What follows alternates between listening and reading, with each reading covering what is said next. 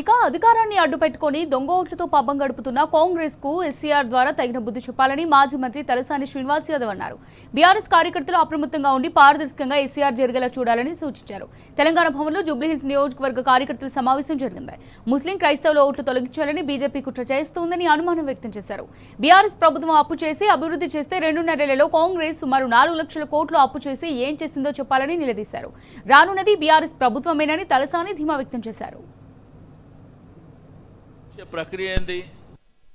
వాళ్ళకు ముస్లిం క్రిస్టియన్ ఓట్లు రావు లేవు కాబట్టి వాళ్ళ ఓట్లు కట్ చేసుకుంటూ వెళ్ళిపోతున్నారు. ఇప్పుడు దేశవ్యాప్తంగా కూడా మొన్న బెంగాల్ కానీ తమిళనాడు కానీ బీహార్ కానీ ప్రతి దగ్గర ఈ కార్యక్రమం జరుపుకుంటూ పోతుంది. But democracy doctor BR Ambedkar గారు రాజ్యాంగం ద్వారా మనకు కల్పించినటువంటి హక్కు అది.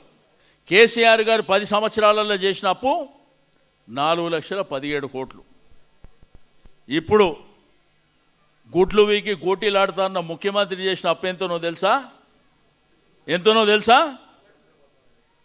4,14 కోట్లు 2.5 సంవత్సరాలలో చేసిండు. 2.5 సంవత్సరాలలో 4,14 కోట్లు. కేసీఆర్ గారు చేసినటువంటి అప్పు దేనికి ఉపయోగించిండో నేను ఇంతకుముందు చెప్పిన. మరి 2.5 సంవత్సరాలల్లో ఈ ముఖ్యమంత్రి గారు ఏం కట్టిర్రో మీరే చెప్పండి. కేసీఆర్ గారు కట్టినట్టు ఏమైనా కట్టిండా? ఎవరికన్నా పెన్షను, కళ్యాణ లక్ష్మి, షాదీ ముబారక్ అవే కదా మనం ఇస్తుండ్రు కదా. మా అక్క చెల్లెళ్ళకి చెప్పిండు, నువ్వు ఇంటికాడు ఉండు 2,500 ఇస్తా నెలకన్నాడు.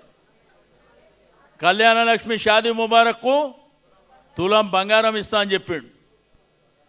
పెన్షన్ 2,000 ఉంటే 4,000 చేస్తా అన్నాడు. అవ్వా తాతలకు ఇద్దరికి చేస్తా అని చెప్పిండు. ఇట్లా ఎన్ని హామీలు ఇచ్చిండు, రైతులకు ఎన్ని హామీలు ఇచ్చిండు. నిన్న మాట్లాడితే ఏం చెప్తాడు? గూట్లు తీసి గోళీలాడతా, పండబెట్టి తొక్కుతా, పేగులు తీసి మెడలు వేసుకుంటా. అసలు ఒక ముఖ్యమంత్రి ఏది మాట్లాడినా గట్టిగా మాట్లాడితే, బలంగా మాట్లాడితే ఏదో ఆ ఉత్సాహంగా నాయకులు కార్యకర్తలు పనిచేస్తారని. బిడ్డ నీకంటే ఎక్కువ మాట్లాడతాం మేము. నీ పర్సనాలిటీకి మా పర్సనాలిటీకి పొంతన ఉన్నదా? మొన్న మన మాజీ మంత్రి జగదీష్ గౌడ్ని పట్టుకొని పుట్టోడు అంటుండు. పుట్టోడు అననికే కనీసం మాట్లాడటోడు అన్న పొడుగు ఉండాలి కదా. ఉండాలనా లేదా? ఇప్పుడు నువ్వు అంటున్నావు సరే, నువ్వు ఆయన అన్నప్పుడు నువ్వన్న పొడుగు ఉండాలి కదా. అది లేదు భాష. తప్పకుండా 2.5 సంవత్సరాలలో తిరిగి మన ప్రభుత్వం వస్తుంది.